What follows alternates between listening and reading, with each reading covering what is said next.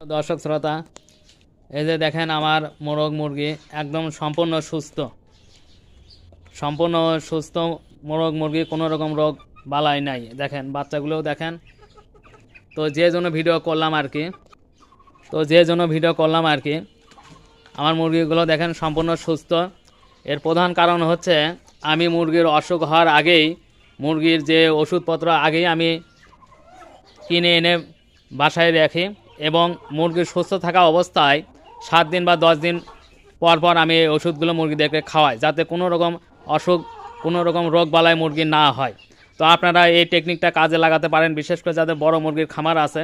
কারণ একটা মুরগি খামারে যদি একটা মুরগি অসুস্থ হয়, তাহলে সবগুলো মুরগি অসুস্থ হয়ে মারা যেতে পারে। তো বিশেষ করে যেহেতু এখন শীতকাল, মুরগির একটু বাড়তি যত্নের প্রয়োজন হয়।